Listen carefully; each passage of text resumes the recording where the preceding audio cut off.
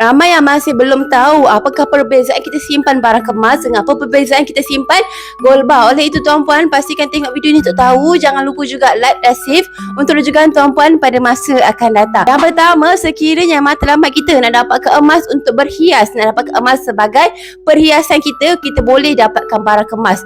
Tapi kalau tuan-puan nak jadikan emas tu sebagai simpanan long term, yang paling terbaik ialah tuan-puan simpan gold bar berbanding barang kemas. Kenapa? Sebabnya barang kemas ni, emas dia selalunya ialah emas 916. Tetapi gold bar emasnya ialah 999. Bermaksud dekat sini, kalau kita dapatkan barang kemas, persentage emas tulennya sedikit rendah berbanding gold bar. So kalau dapat untung lagi banyak, simpan gold bar berbanding simpan barang kemas. Itu ialah charge untuk kita dapatkan emas tersebut. Kalau kita dapatkan barang kemas, kita akan dikenakan kos upah yang boleh dimanipulasi oleh syarikat emas, dan kos upahnya sangat mahal. So kalau tuan-puan dapat untung lagi banyak, sebaiknya tuan-puan dapatkan gold bar. Sebab gold bar ni dia hanya ada charge premium, iaitu charge pembuatan emas sahaja. Dan charge ni kalau tuan-puan dapatkan gold bar yang lebih besar, lebih rendah lah charge premium dia. So lagi untung dapat gold bar berbanding dapatkan barang kemas. Yang ketiga ialah barang kemas ni dia punya spread sangat tinggi berbanding kalau kita dapatkan gold bar. Untuk barang kemas, nilai susut nilai di sekitar 20% ke 30%, sangat-sangat tinggi. Maksud tuan-puan kena simpan dalam tempoh yang agak lama untuk tuan-puan dapatkan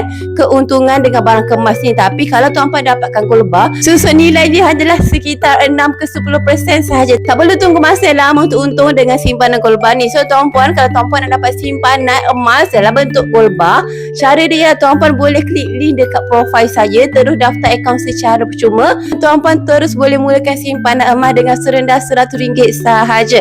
Oleh itu, kalau tuan-puan nak jadikan emas sebagai simpanan jangka masa panjang, gold bar lebih baik berbanding barang kemas. Akhir kata macam biasalah, lah senangnya nak simpan emas.